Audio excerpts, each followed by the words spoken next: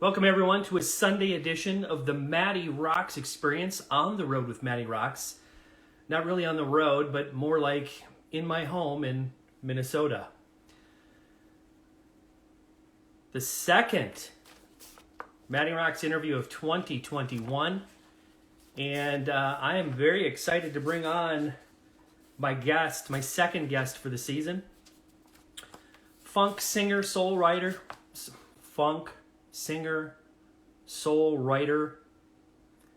Marc Broussard.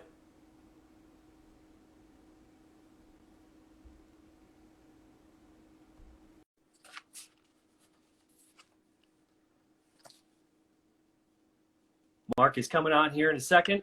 Marc Yo! Broussard! Oh, what's going on, brother? How are you? Can you hear me good? I can, yes. How are you? Funk, soul singer, songwriter. I like soul. I like funk singer, soul writer. I like that one. Okay. I personally prefer it. So how are you? I'm doing well, brother. I'm doing real well. Good. I'm so glad that you are able to join me today. I know it's early in 2021. Let me turn this sideways here. Oh, now you're sideways. Nope, never mind. Yep. The joys of Instagram. Only one way you can do it. Yeah, I see that. I see that. So I know it's early in 2021. Have you transitioned into the new year good? Oh, yeah, man. My birthday was just last Thursday. So the 2+ weeks between Christmas and my birthday is always kind of a real downtime. And typically the wife and I would be on a cruise ship, you know, right after the new year. We've been doing for years now.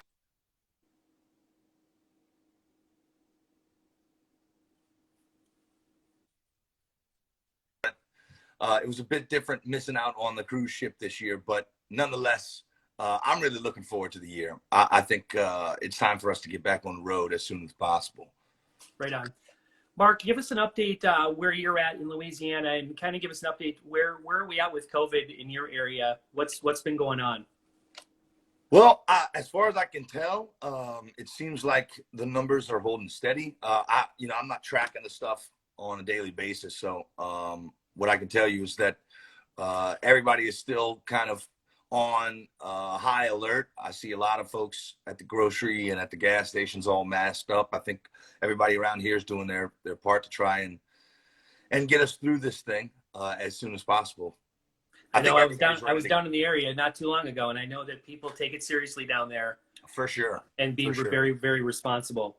Marc, so what have you done musically during the pandemic to keep you occupied and to keep you going? Well, luckily for me, we had some partners at AARP step up and help put together some funding for some content. So me and the guys could get in the studio. I shot 3 episodes for AARP, one with Ivan Neville, one with Warren Storm, and one with Irma Thomas. And I think we'll be locking in some more episodes for AARP soon. I've done a bunch of sponsored content for a bunch of different folks. And yeah, I mean, we just, tried to keep the ball rolling as much as possible. I've done a ton of songwriting. I've probably done more songwriting in the last year than any year of my life.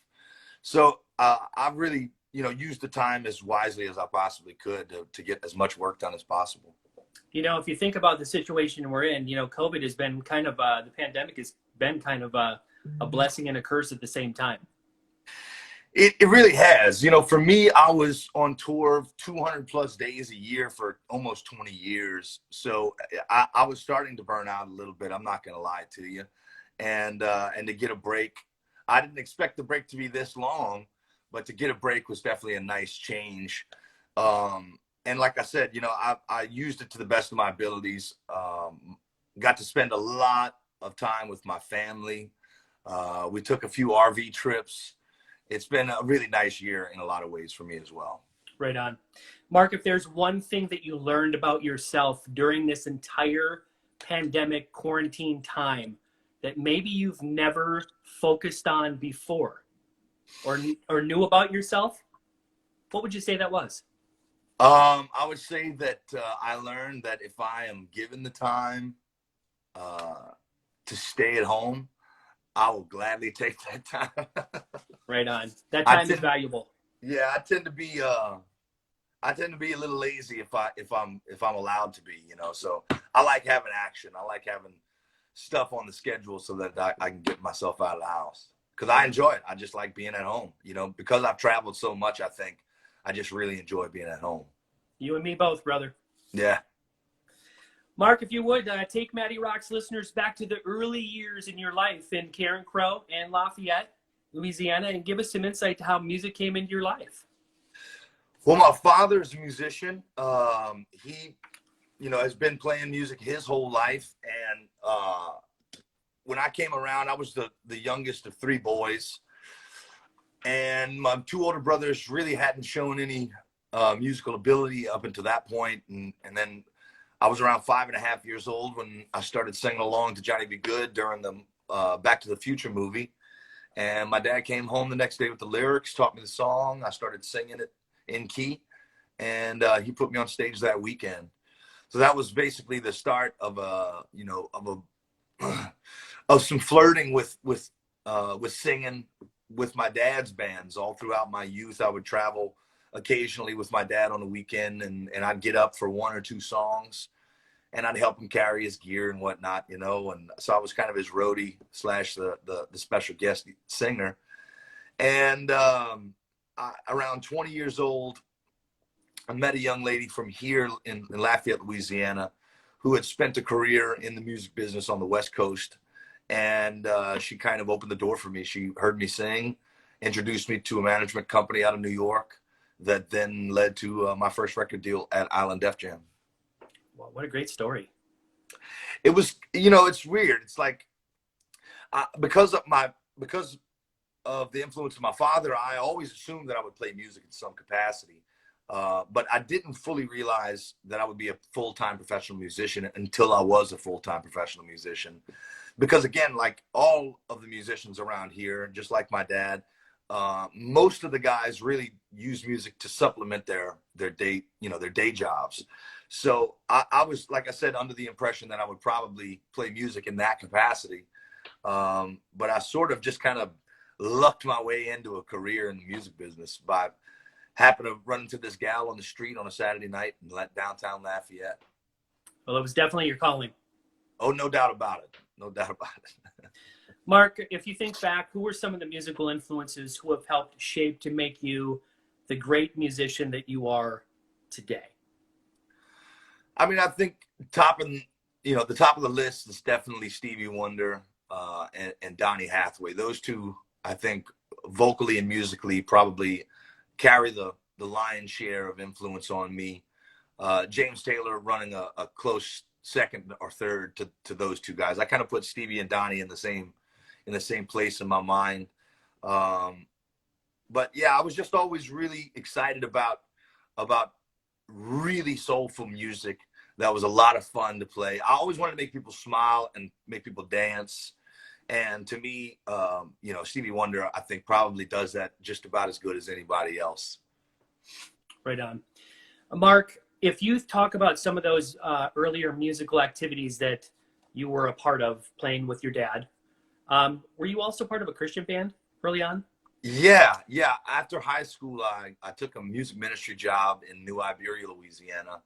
And as part of the job, I was given a place to live. And my two roommates were also in the music ministry program, and we decided to form a band. It was a band called Y. It was very short-lived experience. It was only about 8 months that we were actually a band, but we recorded a demo. I hadn't heard those songs in probably close to 20 years.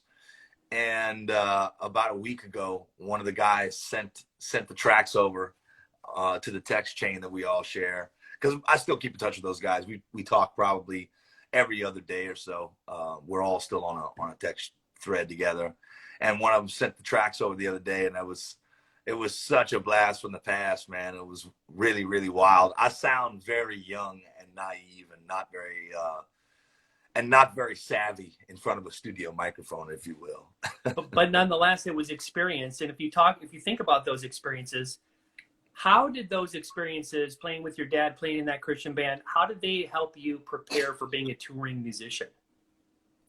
Well, I think playing with my dad, there was a whole lot of advice that my dad gave me growing up, um, specifically about pitfalls in the industry with regards to drugs and alcohol, especially. That really stuck in my ears. You know, my dad was always very cognizant to let me know that just because somebody is really, really good at what they do and they dress really well doesn't necessarily make them a very happy or successful person. And so I don't know, that was a really, really powerful influence on me early. And then being in a band with other guys, you know, taught me, and no offense to those guys, but it taught me the value of being a solo musician. Right.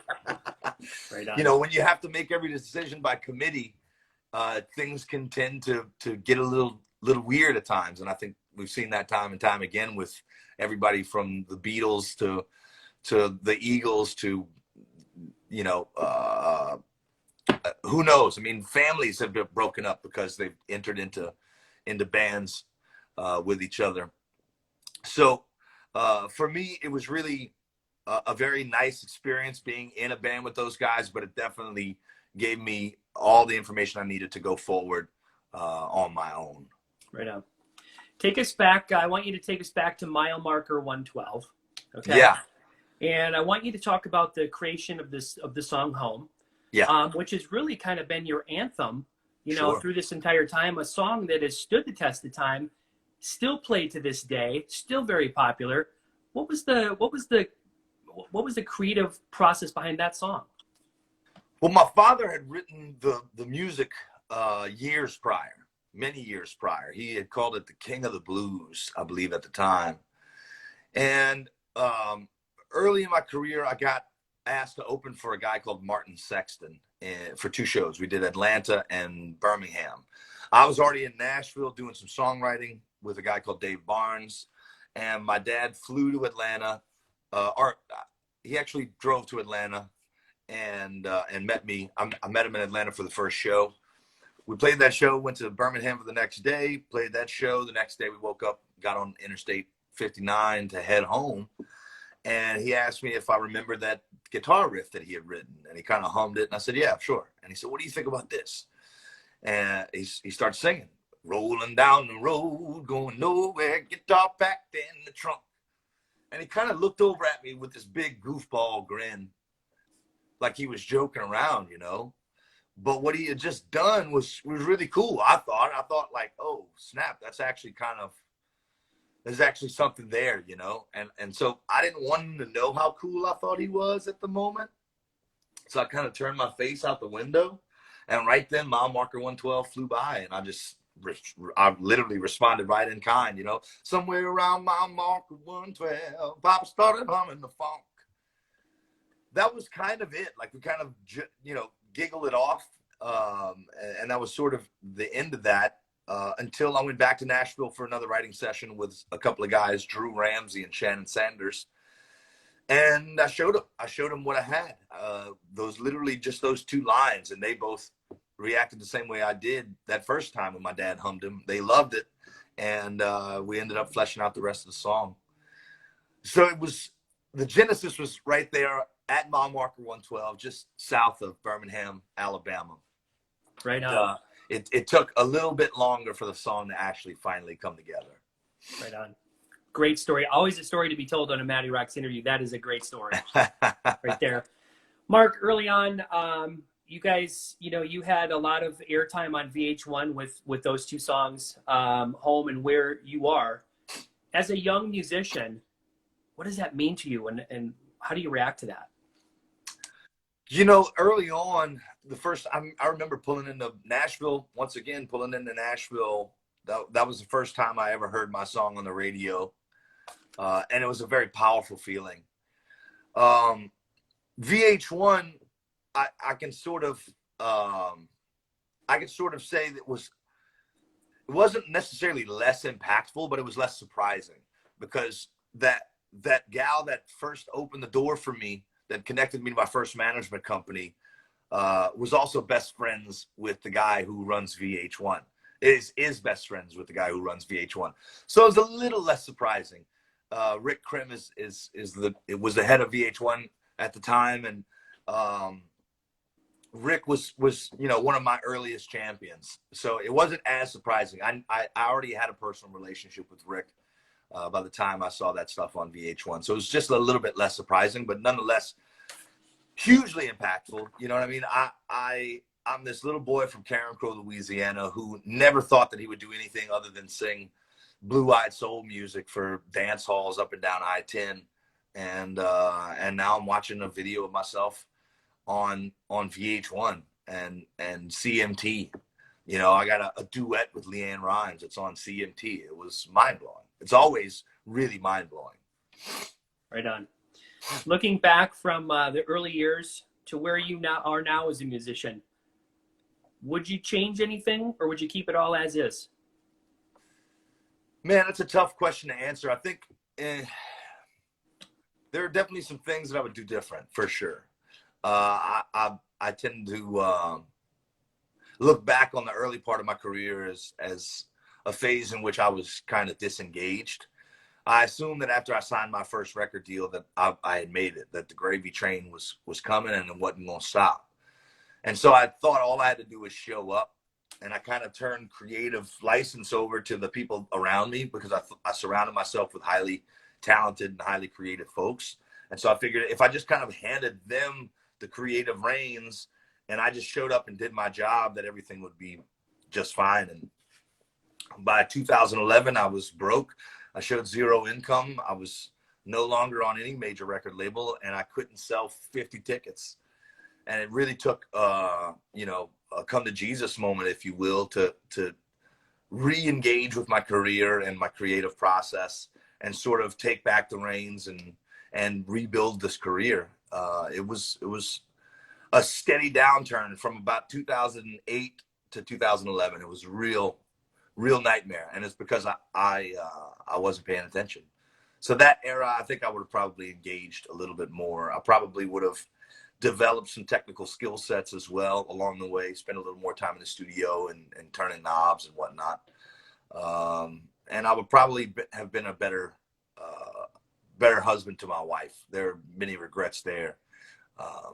Early in my career, I wasn't a very good boyfriend to the woman that I claimed to love. So yeah, I definitely would change some things. Now, as far as how my career has ended up nowadays and where I am nowadays, I wouldn't have it any other way. I think the desire that I had to be more famous than Michael Jackson at 20 years old was a wildly misplaced and delusional desire that I'm very, very glad I never attained. You've done well. Good for you, man. Thanks, man. You've had the opportunity to work with some pretty amazing artists on some collaborations. Who to you has been probably the most influential artist that you've collaborated with? Oh, man. I would say that Anders Osborne has got to be the biggest influence on me that I've actually gotten to work with. I was a huge fan of his before I ever worked with him. Well, actually, I can't say that. The first show that we ever did together was really the first time that I fell in love with him. He and I did it was just he and I trading songs back and forth. I think he was maybe a few months sober, maybe a couple of years sober at the most, but he was still sort of this dark, mysterious guy. And then when he started singing, it was just mind-boggling. It was stupefyingly good. And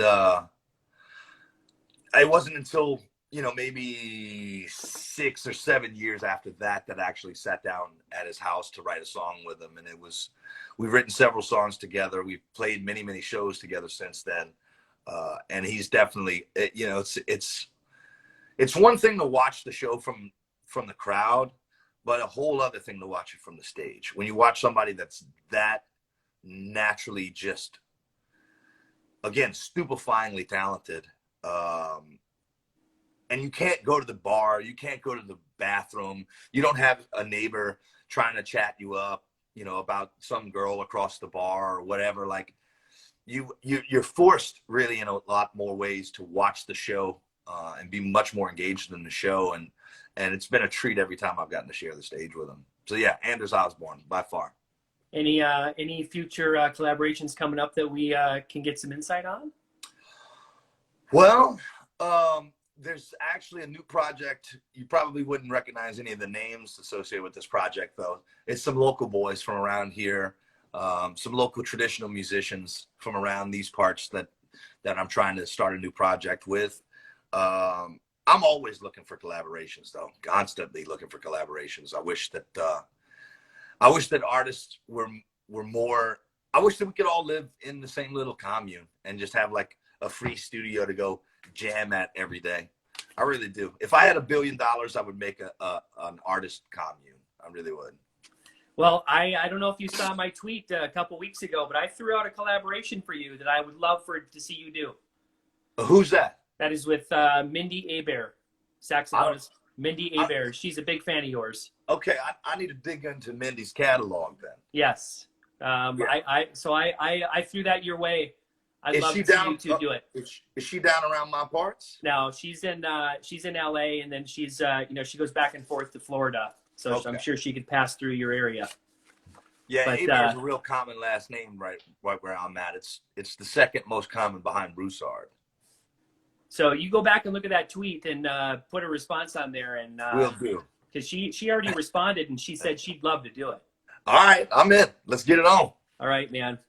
Mark, recently you have released a lot of videos to YouTube with your father Teddy. Mm-hmm. What was the inspiration for you guys to come back together and put all those videos out?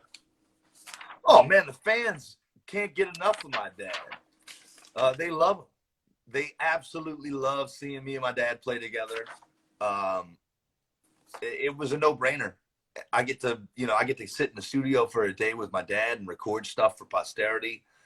I get emotional thinking about, having that content, having that footage, for the rest of my life. I'll be able to look back at that footage and relive moments with my father. So it was a no-brainer. I mean, the fans love him. I love him. He loves it. I get to pay him a little bit of money. He's retired, so he likes to have a little extra cash. So yeah, it was a no-brainer. Yeah, and you guys sound great together. Oh, thanks, man. 8 album releases under your belt. Which one to you would be the most inspirational to you? The one that really kind of tells the Marc Broussard story? Well, I would say that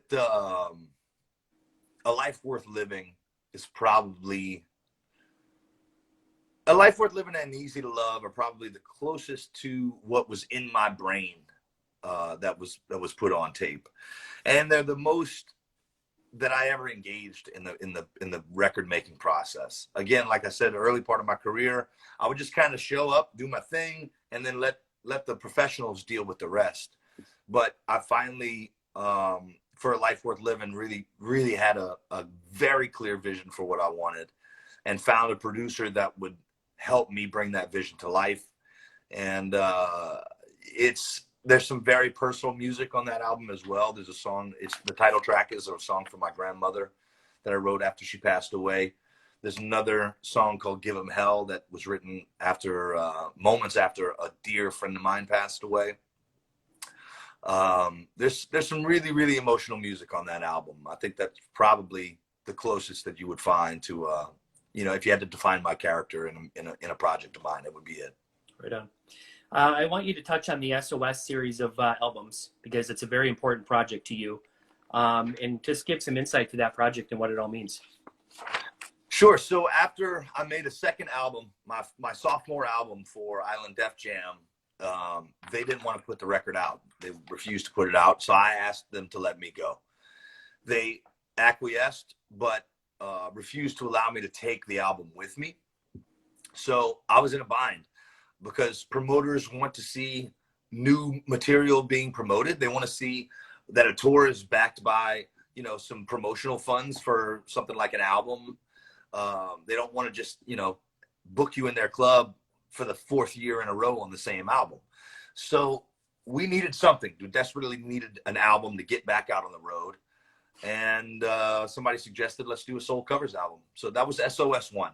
It was an attempt to save my career and that of my band by recording some great soul music from the 60s and 70s. It got us back on track. It got us back on the road. It got us over to Europe for the first time. It was a very successful project. Fast forward, and in 2011, again, I'm independent now. I've been released from my last record deal, and it's really time to turn a corner. It's time to fix all the things that we couldn't fix while we were on those major labels. And the first thing that I wanted to fix was to give away the money from the albums, because I had never seen a dime from my albums, right? I never recouped.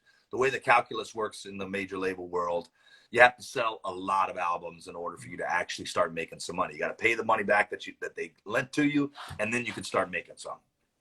Well, I never paid the money back. I never sold enough albums to pay it back. So I never saw that money until I went independent. But again, I didn't need it for my family because I never had it. So now that this revenue is coming my way, I decided we need to redirect those funds. SOS1 saved me. SOS2 is going to save some other folks. So we found a charity in Atlanta that does some of the most comprehensive work with homelessness that I've ever seen. They boast about 97% success rates with getting people off the streets permanently. They have an amazing facility, K through 12 academy, job and job training and job placement services for life, housing placement after programs are finished. Just a truly unbelievable program that we have supported now for 4 years running. I think we've sent them somewhere in the neighborhood of about $40,000 in that time. And SOS3, we partnered with a local hospital that had just opened up. It was the St. Jude affiliate, Our Lady of the Lakes in Baton Rouge, Louisiana. It's a children's facility. And we put out a book. In fact, I got it right here. It's called I Love You for You, and an album, a children's album, a lullaby album. And we've been supporting Our Lady of the Lakes now. I guess it's been just about 1.5 years or so since that album came out. What a great project. Thanks, man. And the beauty of it is that it gives me the opportunity to record a bunch of material that I never would have recorded otherwise. And it gives me some more time to write some original music for my next original projects, as well as obviously support some amazing causes. And I can essentially, as if I continue to grow fans and my fans find those back catalogs, then those albums and those charitable projects will live on forever. So I'm excited about continuing those SOS albums. While we're on the topic of charitable events, I took note of the project you took part in with Music for Memories. Sure. Alzheimer's awareness.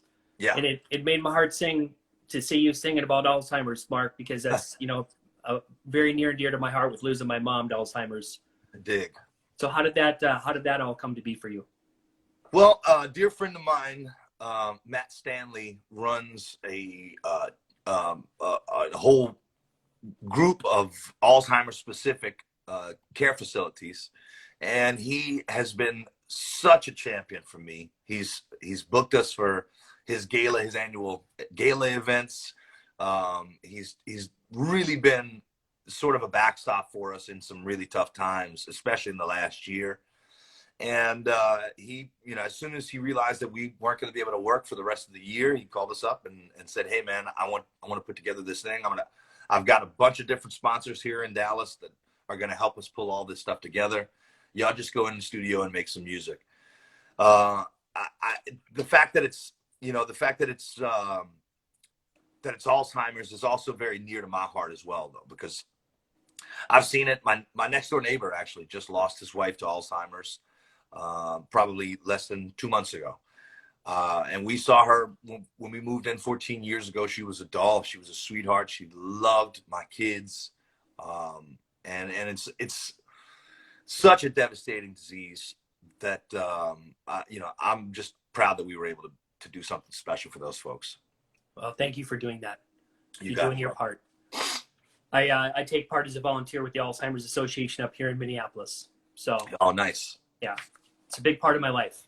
Dig. So, What has it meant to you, Mark, to take back your creative control for all your music? Well, I think it's meant more than anything that my support team finally they believe in me again. I think there was some floundering of faith in whether or not I was as committed as they were to my career for a while there, and after I engaged, especially with SOS, it took a tremendous amount of convincing for my managers because we were so broke at the time when we went independent. Any extra revenue was a real boon for me. And I said, no, no, no, don't worry about that. It's going to work out. Just trust me. Trust me. And they did. Reluctantly, they trusted me. And within, a year, we were already in places that we had never been before. We were in Amsterdam playing shows in front of 1,000 people in Europe for the first time in my career. And so my managers were like, okay, all right, that's the first test. And then we did a Christmas album, and I convinced my drummer and both of my managers to actually put the money up so that we could record the Christmas album. And again, they reluctantly did it, but they all doubled their money in like 6 months. And so after those few, we just had like bass hits. We were getting bass hits and doubles, but we were doing it so consistently. And it was really my vision that was kind of driving the whole thing, that they really kind of don't even give me much of a hard time now when I come up with wacky ideas. When I say like, when I throw out the wildest ideas ever, they're like, sure, let's go. Right on. So yeah, it's been fun. It's been really rewarding in a lot more ways than I ever anticipated. Where do the ideas and inspirations draw from that create all the great music you're putting out, Mark? Oh man, my wife has got to be my biggest muse by far. She's taught me everything I know about love, real true love. I'm sure that my parents tried, but I was too young to grasp it. But my wife is definitely my biggest inspiration. Love generally, I think love with a capital L is sort of kind of my driving force. It's always kind of at the root of what I'm trying to do, whether it's music or anything else. Right on. I know you play with a group of musicians when you play live. I want you to talk about those musicians and what did they bring to the stage for you musically? So Chad Gilmore's on drums for me. He's been on tour with me for now going on 17 years. He's been the longest running guy. And more than anything, man, he and I just sort of have, I don't have to tell him how to set a groove. Like all I have to do is start playing a song that he's never heard that I wrote. I just start playing it and he plays exactly what I want him to play every time, 100% of the time. The few times that he's had I think he's missed like 8 gigs in 17 years. And the guys that he has gotten to fill in for him have all been outstanding drummers, but they're not him. It's just something odd, some little rub. And it's not surprising. He's been with me 17 years. Joe Stark on guitar. Joe's my Richie Sambora. I actually call him my Richie Sambuca. He's born a day. He was born exactly one day before me. He's just a rock star. If you wanted, for me, I want to have somebody when they take a solo, I want everybody's eyes in the room to go over to the guy taking the solo. And Joe Stark absolutely commands the stage. If I need to just take a little beat, if I need to, wipe my sweat off my face, all I have to do is turn it over to Joe, and the crowd is with him. So he's really the right hand when it comes to stardom. And then the newest member of the band is DJ Raymond on bass. DJ has been in the band, I think now 5 years or so. Really exceptionally musical cat. Probably the most musical person that I've ever been on stage with before. The most inspiring to play with. He's always looking to innovate. He's always looking for new, subtle, little tiny things that most of the audience is not going to notice, but us on stage are going to notice. and it really keeps the show as fresh as possible for us, you know, because especially me and Chad, we've been playing these songs for 17 years. DJ sort of keeps everything new and fresh. He comes up with new medley arrangements and background vocals, and he's just really inspiring to have in the band. So those are my road dogs. It's the four of us. Look forward to seeing you guys playing live again. Same here, man. Marc, you're a husband and you're a father. How do you keep the music life and the family life all balanced to make it all work? Well, it gets out of balance. I mean, there's no way to guarantee that it stays in balance. You know, sometimes you have to strike while the iron's hot, but generally we try not to stay away from home for more than about 2 weeks. That tends to keep things copacetic. Once you get to about the 3rd week mark, your soul starts to die. At the 5-week mark, you might as well never come home. Your soul is now a blackened husk, and you have no love inside of you because you've been so distant, so ripped apart from your source of all love that you're just dead, and you might as well just stay on tour forever. So we don't want to get there. We don't ever want to get there again, and we try never to even sniff it. Two weeks is about the most that we'll stay out on the road. Right on. Out of the younger Broussard kids, is there any up and comers musically that we need to pay attention to? Yes, my son Gavin is a guitar player, and I'm slightly reluctant to give out his handle because you know, he's living his life. He's 18 now, and he's doing his own thing. I'm not even sure if I follow his Instagram, but he's got a band. They're called Losers Weepers, and it's sort of like rock punk kind of stuff. He seems to love it. He's got a few tunes that I've heard that I like, but it's definitely not going to be you know, Marc Broussard 2.0 by any means. Hey, what will be the key ingredient that keeps you making music for many more years to come? Well, as long as folks want to hear me, I'm going to keep playing music. I think that's the key ingredient is a desire for people to hear my music. Once that dries up, I'm going to have to go pick up my tool belt and start swinging hammers or something. But I'm going to play music regardless. I'm going to sing for the rest of my life. I can't help that. I got in trouble as a school kid for singing and humming all day long, and it was involuntary responses. I'm going to sing. I sing all the time. Keep singing. Always. Marc, I want you to reflect back on your entire music career to date. And I want you to think back to what would you say is your biggest musical accomplishment? One of the proudest moments was writing a song that was recorded by one of my father's heroes. George Benson is probably my dad's biggest influence on earth, and George ended up recording a song that I wrote called "Coming from the Cold." It was a pretty special moment. You know, my dad's got George Benson's signature guitars hanging on his wall, and here's George, you know, singing a song that I wrote coming through the speakers. It was a full circle kind of a moment, you know. It was really like, all right, I made it. Right on. It was a solid moment. Marc, what do you want the world to know about you and your music? Man, just go listen to it. I don't necessarily think that I need to like preface my music with any sort of information. I think if you just go listen to it, you're either going to dig it or you're not. I find that even folks that are like way into, in fact, I did a Zoom concert for a couple the other day that met at a Korn show, and most of the time they only listen to heavy metal music or really heavy rock music, but I was there like one or two exceptions to the rock stuff. So I think there's something in my catalog for everybody. There's something in there for every mood, every season.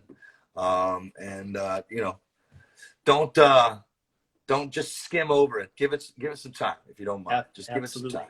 Let it seep in your bones. What does the future hold for Marc Broussard? I got a new album that we're going to put out later on this year. I'm working on a bunch of new material that I'm hoping you'll hear in music and TV in the next couple of years. And yeah, I mean, I can't wait to get on the road again. I can't wait to get back on stage and play some music. It's been entirely too long. Me and the guys are all jonesing like nothing to get on tour. So let's get this stuff taken care of, wrapped up, so we can get back out on stage. Mark, where are we going to direct people that want to find out more information about you and the music? You can always follow me on any of my, on any of my social media handles at Marc Broussard, or you can go to my website, marcbroussard.com, and that'll tell you everything you need to know. There's some items at the store, blah, blah, blah. But yeah, thanks for having me, Matty. I appreciate the heck out of it, man. Absolutely. We got one more topic to talk about. Okay. And that's the RV lifestyle. Okay. Okay. So when you guys started to do the RV lifestyle, did you buy an RV or did you rent an RV? We bought. We had several friends that so there's a really nice campground not far from here that a bunch of our friends would go to regularly on the weekends. And there were some cabins that the wife and I and the kids would stay in when our friends were there. And one day, a couple of summers ago, I think maybe it was actually a school break, we were all out there, and the husbands would all leave for the day to go to work during the week, and the wives would all go hang out by the pool with the kids. And I was just kind of stuck there by myself. So I decided to go up to the RV spot at the next exit and buy an RV. I called the wife. I picked one out. I called the wife and said, get over here. Got to come sign some paperwork. And we picked out a Jayco Red Hawk 31F. That's now, it's going to be 2 years old in, I believe, in April. And we put right at 20,000 miles on in the last 2 years. So we've done quite a bit of trekking. The first big trip we took, we had to bring my son to Colorado for the Colorado Outward Bound School. So we left here and drove up through Texas and into Colorado, and then over through Utah down into Arizona for Lake Powell, back up through Wyoming to South Dakota for Rushmore, into Chicago, down into Memphis, and just made a 6,000-mile trek out of it. And then I went on another trip with my dad and my brother and a family friend through sort of that same region. And what do you call those? The Great Broussard Epic RV Excursions, don't you? That's exactly right. It's the Great Broussard Epic RV Excursion. We've got a massive playlist that we put together. That playlist can probably keep us on the road for about 15 hours or so. So we're ready to go at any time. Right on. I want you to talk about traveling across country with family. And when you were able to take the time to do that, what does that mean to you when you're all traveling together like that? Because I'm sure traveling on the road for music takes on a whole different meaning when you're doing it with the family. Absolutely. And frankly, I've never been more relaxed than when I'm in the RV with the family. I don't like driving when we're on the road as a band. In fact, I don't do any of the driving. My tour manager does all of the driving. But what I did notice is that you see a whole lot more through the windshield than you do from the back window. You see so much more of the country when you're behind the wheel. I really could drive forever. I just don't mind it at all. It's one of the most relaxing things I've ever done in my life. The kids get along better in the RV than ever at home.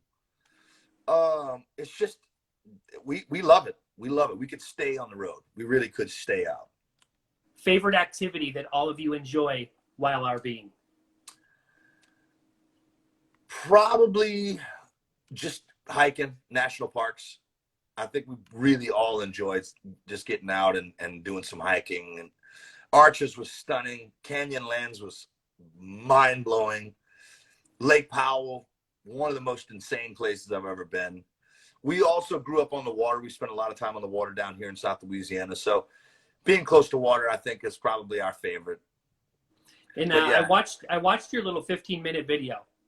Yeah. And there was one very key thing that I caught in that video that really perked up my attention. You talked about, RVing and how when you travel for music, you know, you're only in a city for a very short period of time. Yeah. But when you're RVing, you've got that opportunity to go and see the city. Yeah. What is, you know, I mean, how does that compare?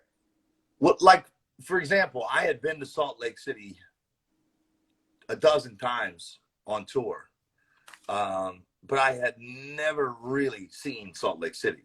And Salt Lake is actually one of my favorite places now. It's so hip. It's so nice. The mountains are right there on the city. I don't know. There's just, you know, you when I'm on tour, I'm really focused on getting the job done and getting back home. Getting out and I'm at work, you know, but when I'm hanging with the family in the RV, there's no schedule. I don't have to make load in anywhere. You know what I mean? I don't have to be anywhere at a given time. If we have reservations somewhere and we decide a couple of days prior, you know what, we're not going to go there. In fact, on that big road trip that we took, we went down after Grand Canyonlands. We went down through Monument Valley, and we set up. I mean, we got everything set up at the RV park. You know, got the hoses all set up, got everything ready to go, got the rug out and everything. And we sat, and we noticed there weren't any little kids on bicycles. There were no little bells. There was no action going on. It was just kind of too mellow for the kids. I pulled out the map. I looked, Lake Powell is 3 hours drive. I said, let's go. And we left. There was a level of freedom there that I, you know, you're never going to have on tour when you're on tour. What advice would you give RVers, you know, someone who wants to partake in the lifestyle but just hasn't done it yet? Man, you know, I would say renting is a good use of your time if you're not quite sure. I had rented RVs for us to use to go on tour prior. So I had been behind the wheel of an RV before. I'd experienced at that time, we would go to RV parks on our days off and barbecue, and it was amazing. So I knew that I was going to be in. I knew it. You didn't need to convince me. I knew that my wife was going to love it and that we would be all in. But if you're unsure, I would say rent. It's not super cheap. At least the ones that we've rented in the past, it's not super cheap, but it is worth it. It's a heck of a lot cheaper than buying yourself an RV. And yeah, just, you know, maybe try it close to home first. We've got some fantastic RV parks within 2 hours drive of here that a lot of our friends go to on a regular basis. I was surprised actually to find out how many of our friends had most of them have pull behinds. We're the only one of our friends that I know of. Well, we have one other friend that has a mobile home, but there's so many of them, and they go all the time. Like there's huge groups of people that I went to high school with that all camp together, you know, 7 times a year. And now we're a part of that crew. You know, now we have this whole new crew that we get to help raise our kids with. So it's been a lot of fun, man. It's been more fun than I ever thought it would be. Good for you guys. Mark, I'm going to give you the opportunity to send a message to MattyRocks listeners all around the United States and around the world who are going to potentially see and hear this interview. What would you like to say to them, Mark? I got nothing but love for y'all. I hope 2021 is going to be the best year of your lives. And I hope that I get to shake your hand at some point. Y'all come out, say hello if we happen to be passing through your town. Peace. Right on. Mark, thank you so much for taking the time to do this interview. It was truly an honor for me. Being a big fan of yours for as many years as I have, and, you know, my brother introducing me to your music, seen you a handful of times on the road. I've traveled. I've planned work trips just to go see your shows. Oh, very cool, man. Okay, I appreciate and so truly an honor for me to do this interview with you. I wish you nothing but continued success to everything you've got going on in your musical arena. Thank you so much, Matty. I appreciate you, brother. Anytime. Let's do it again. Right on. And, you know, I'm down in the area quite a bit. And come through. I'm going to be down there probably in February or March. So I'm going to look you up, and hopefully we can get out and have a beer together. Yeah, man. Give me a holler. I'll take you to get you fed. You've heard it here, MattyRocks listeners, on the road with MattyRocks and Marc Broussard. Thanks again, Mark. Take care, y'all. MattyRocks out.